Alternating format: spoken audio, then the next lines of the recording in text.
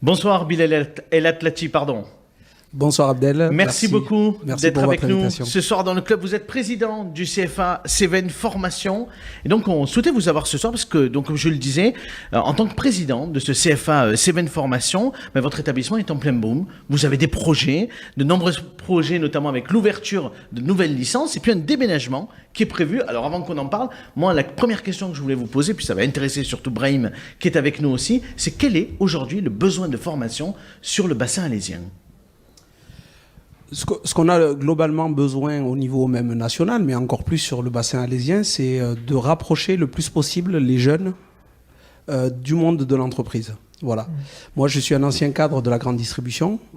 J'ai quitté la grande distribution pour entrer dans l'enseignement. J'ai passé les concours, je suis devenu prof. Et je me suis rendu compte en lycée qu'on envoie des jeunes en stage, mais les chefs d'entreprise qu'on rencontre lors des visites de stage nous font comprendre clairement que de temps en temps, ce qu'on leur apprend à l'école, c'est pas tout à fait ce qui se passe sur le terrain. Oui, entre la théorie et la pratique, il y a un monde, quelquefois. Donc moi, en étant issu du monde de l'entreprise, j'ai essayé un petit peu de montrer que on n'est pas juste derrière devant un tableau en train d'écrire et qu'on ne comprend pas ce qui se passe dans l'entreprise. Donc on essayait de montrer que les professeurs s'informent un peu sur ce qui se fait dans le monde de l'entreprise, et l'éducation nationale fait plein de choses maintenant aujourd'hui pour rapprocher. Et donc, en étant au lycée Cévenol sur Alès, en tant que prof, nous formons les jeunes de la seconde à la terminale, et je me disais, arrivé en terminale, c'est dommage de pas les inciter à poursuivre. Et votre petite idée, elle est proche de l'ambition que porte notamment Christophe Rivenc, le président d'Alès Agglomération, parce qu'il lutte pour pas que les jeunes alésiens partent à Nîmes, à Montpellier, et que vous puissiez les retenir sur le territoire alésien. C'est aussi l'ambition que vous portez. Tout à fait.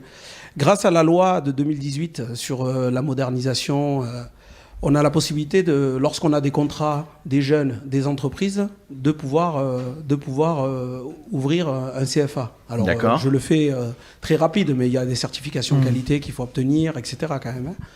Et là, je rejoins entièrement M. Rivenc sur ce point. C'est que Alès, c'est un territoire qui mérite de se développer, qui se développe fortement. On voit la demande qu'on a au niveau des entreprises, au niveau des jeunes. Et quand je dis Alès, en fait, un Alésien pourrait aller sur Nîmes. Mais le problème, c'est que nous, sur Alès, on a des jeunes de la Grand-Combe, de Saint-Martin, d'Ardèche. Et donc, venir de Saint-Paul-le-Jeune, de la Grand-Combe, du Collet de Dèze même, jusqu'à Alès, et de se dire après d'Alès, il faut aller à Nîmes, là, c'est pas tout à fait la même chose. Et oui, parce que le point central, et j'ai envie de dire, monsieur le maire d'Uzès, c'est aussi une question sur votre territoire de l'Uzège, c'est retenir ces jeunes après le bac pour qu'ils fassent leur étude supérieure sur place, parce que c'est aussi un vivier pour les entreprises du territoire. Monsieur le maire. Oui, écoutez, nous on a un lycée professionnel, un lycée des métiers d'art. À l'époque, quand la pierre est partie sur le lycée de Nîmes, le proviseur de l'époque, Mademoiselle Canton, m'a dit peut-être qu'on pourrait faire un lycée des métiers d'art. Je suis donc allé trouver Jacques Blanc, qui était président de la région, et on a fait un lycée des métiers d'art à Uzès, qui marche très fort, qui est devenu interrégional pratiquement, et 90% des jeunes qui sortent de ce centre trouvent un emploi de suite. Donc c'est vrai qu'il nous manque de la main-d'œuvre, et peut-être que vous parlez des communications, il y a des problèmes qui se posent en communication, on en parle très souvent pour les jeunes. En effet. J'étais avec, Parce que Bilal, même si je vais vous donner la parole, mais Bilal, la question aussi qu'on se pose, c'est aujourd'hui, votre ambition, c'est de développer ces études supérieures, mais dans l'entrepreneuriat. C'est-à-dire convaincre aussi ces jeunes à un moment donné de devenir leur propre patron après leur formation. Tout à fait. Donc le but, c'était d'ouvrir d'abord des filières Bac+2, donc avec le BTS MCO, Management Commercial Opérationnel, donc c'est pour plutôt travailler dans les magasins. Le BTS NDRC, donc Négociation, Digitalisation de la relation client, donc c'est de la vente de contact avec de la digitalisation et du numérique, puisque ça se développe pas mal. Et le troisième BTS que nous avons ouvert, c'est le GPME, donc Gestion de la petite et moyenne entreprise. C'est plutôt un Bac+2 administratif. Et à partir de là, on a évolué vraiment au fur et à mesure. Donc BTS, Bac+2, et aujourd'hui, on est prêt à lancer cette licence professionnelle. Brahim, vous avez une question pour notre témoin? Tout d'abord, félicitations Bilal, parce qu'effectivement, Alès a besoin en fait, de personnes qui sont ambitieuses et qui ont envie de développer le territoire. La question que je te poserai, c'est de connaître en fait ta méthodologie pour justement répondre à l'attente non seulement des entreprises et des jeunes, parce qu'on peut avoir une difficulté aussi. Souvent, on rencontre des jeunes qui nous disent ne pas trouver en fait des entreprises qui seraient susceptibles en fait non seulement de les prendre en apprentissage, en alternance, et après de les rémunérer. Même si aujourd'hui, Brahim, avec tous les dispositifs avantageux pour l'apprentissage... Justement, c'est ce que je voulais dire. Mais au niveau du commerce, c'est peut-être plus ou moins compliqué. Alors, quelle est ta méthode pour justement faire en sorte de rendre possible le fait que ces jeunes soient recrutés par ces différentes entreprises? Donc surtout dans le commerce, en fait. Tout à fait. Je reviens sur ce que disait Monsieur le maire tout à l'heure. Il faut aimer les gens. Moi, mon métier, il faut aimer les jeunes. Il faut aimer les jeunes et leur faire confiance. Et souvent, j'ai des jeunes, j'en ai reçu un... Bilal, je parlais surtout, excusez-moi, surtout du côté des entreprises. Et les jeunes, je sais qu'ils sont volontaires. Comment convaincre les entreprises de prendre ces jeunes, en fait? C'est là où... Eh bien, justement, j'ai commencé par les jeunes parce qu'une entreprise, on pense que l'entreprise prend un jeune parce qu'il ne coûte pas cher. Et ça, c'est faux. D'accord. Parce que les entreprises ont cette fibre de la formation. Lorsqu'on a un jeune qui est poli, qui est respectueux, qui est de bonne volonté, qui est souriant, qui arrive à l'heure, vous savez, aujourd'hui, il faut être humble. Avant, on voulait des gens compétents tout de suite, qui soient opérationnels. Aujourd'hui, on a compris que ce n'était pas le cas. On veut du savoir-être. Exactement. Les compétences, c'est le savoir-être, le savoir-faire et le savoir. Je les ai mis dans le bon ordre. Savoir-être, savoir-faire, savoir. Savoir-être, gentil, respectueux, etc. C'est pour ça que j'ai commencé par les jeunes. Parce que dès qu'on a un jeune comme ça, derrière, nous, on va essayer de le former au niveau de l'école et l'entreprise va jouer le jeu. Parce qu'en termes de savoir-être, c'est un bon gars, c'est un bon jeune. Et du coup, ils le prennent, parce qu'après, là, il y a des dispositifs d'aide qui permettent un petit peu de soulager les entreprises. Et ensuite, le savoir, c'est notre rôle. Mais le savoir, pour moi, c'est 15%. Claire, votre question à notre témoin. Alors, moi, j'ai pendant une expression, hein, c'est peut-être pas une question. Pendant 20 ans, j'ai eu des classes d'orientation, des classes de 3e. Donc, on sait que ancien professeur. On sait qu'un enfant est scolarisé jusqu'à l'âge de 16 ans. Après 16 ans, il peut travailler. Depuis tout à l'heure, vous me parlez de bac plus 2. Est-ce que vous accueillez des élèves, enfin des enfants, des adolescents qui ont plus de 16 ans au sortir de la 3e? Et je vous pose cette question-là pour une raison très simple.